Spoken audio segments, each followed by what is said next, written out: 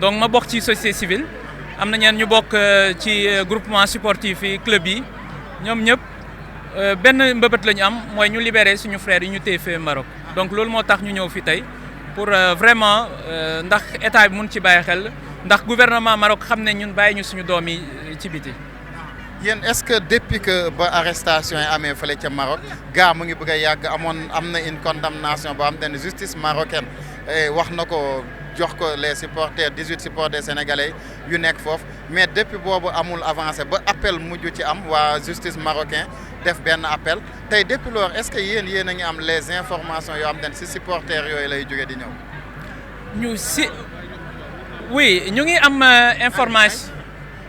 ñu ngi am information yi étant donné que ñu ngi ñuy wax ni suñu mbokk yi ñu téye foofu ñoom ñëpp bokkuñu chambre du ñu gisante presque te tamit seen état santé tamit mu ngi détérioré gis nañu kii tamit wax nañ ci avocat yi wax nañ ci donc mu doon lu ñu metti ñun ñëpp parce que bu ñu sañoon ñu nekk fii suñu coupe ñëw na ci jàmm mais suñu frères yi ñëw ñu te ci man coupe bi lu gën a important mooy suñu frères yi ñu des foofu suñu doom yi des foofu moo gën a am solo que coupe bi.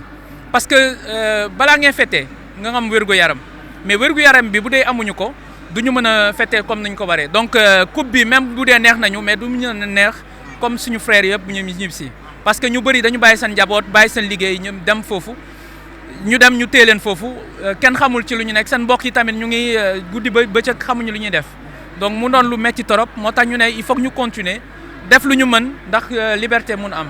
tey est-ce que jàppoo leen ni am na négligence. ci suñu côté mooy état muy fédération muy ñu waroon toppatoo gone yooyu ba ñibbi si waat fii. man lu mu ci mën a wax parce que xaw ma état lu mu jot a def xaw ma fédération lu mu jot a def lu ma mën a wax mooy seetaan am na parce que yëf yi métti na trop 2 mois mu ngi nii mënuñu leen gis te suñu coupe ñibbisi na suñu coupe bu ñu ne dañu annuler suñu victoire gis na réaction ñëpp. réaction bi ñëpp bokk réagir mais bu ñu téye suñu mbokk yi du ñëpp a réagir lu tax loolu donc ñun ñëpp nous sommes coupables il faudrait que ñu def lépp jëliwaat suñu frères yi suñu mag yi suñu nijaay yu nekk foofu.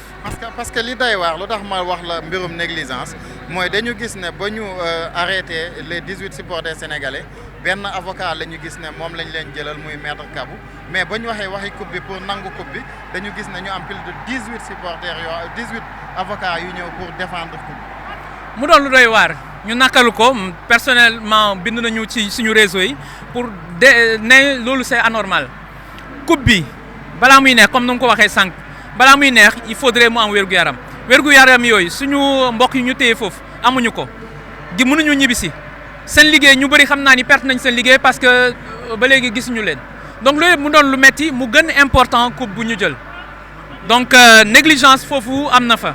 parce que coupe bi bu ñu newoon du ñu jël coupe bi tant que suñu mbokk yi bàyyi ñu leen du ñu egg si fii ñun nañu xalaat tuuti rek bu doon Sadio Mané la ñu téye wala bu ñu téyewoon Elimane bu ñu téyewoon keneen est-ce que dañuy ñibbi si boobaa Sénégal yëpp ay mab pourquoi ñu téye 18 personnes amuñu am Sénégal bi yëpp mabul suñu njiit yi defuñu yëpp alors que diplomatie moo naroon njëkk a joué lépp ndax ñu libéré leen. Vous pouvez faire un petit résumé en français. Présentez-vous d'abord.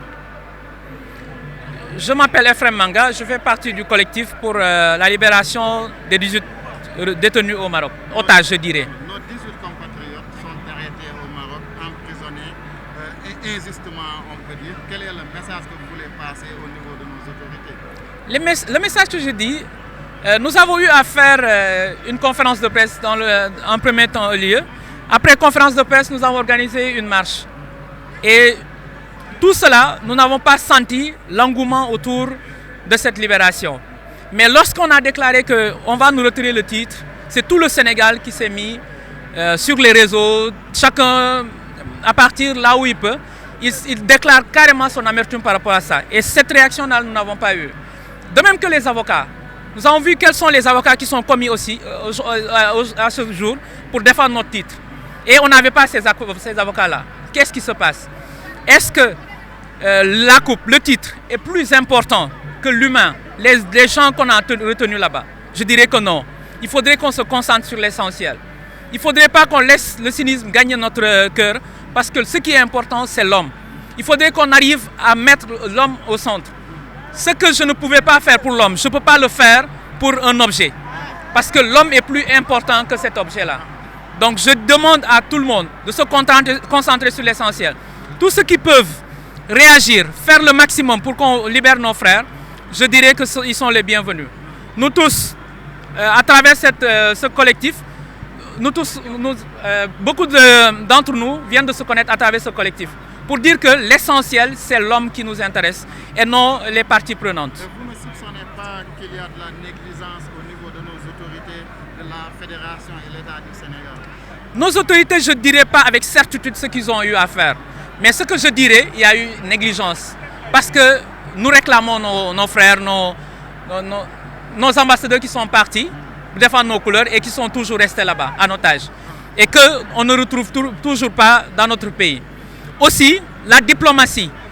Je me dis, nous avons signé des accords avec ce pays-là, le Maroc, et il faudrait que, si jamais ils sont carrément condamnés, comme ils le disent, il faudrait qu'on nous donne la possibilité de les emprisonner ici même. Mais tel n'est pas le cas. Qu'est-ce qui se passe avec notre diplomatie? Il faudrait qu'ils nous disent exactement ce qu'ils souhaitent, eux. Il faudrait qu'ils nous disent exactement qu'est-ce qu'ils ont eu à faire, où est-ce qu'ils en sont. Parce que le Premier ministre, nous l'avons entendu dire qu'ils ne savent pas ce qui est derrière cet otage. Mais l'essentiel est que ce qu'on peut dire, ils sont toujours là-bas et rien n'a été fait, rien n'a été constaté jusqu'à présent. Est-ce que vous avez prévu de faire une action pendant le match, surtout à la 18e minute? À la 18e minute, nous comptons se mettre debout pour déclarer vraiment, pour montrer vraiment notre amertume face à ça. Parce qu'il faudrait que l'État réagisse. Il faudrait que nos gouvernants, comme les autorités marocaines, sachent qu'on ne lâchera pas cette affaire jusqu'à leur libération. Et surtout qu'on les libère en bonne santé, mentale comme physique. Merci. Je m'appelle Efrem Manga. C'est bon, hein? Loolu mooy les supporters 18 supporters sénégalais yi nga xamante ne vraiment ñoom la ñu arrêté fële ca Maroc depuis que finalu Coupe d'Afrique ba ça fait 2 mois et poussière et maintenant c'est un peu compliqué et les Sénégalais aussi bëgg nañu ñu libérer seen 18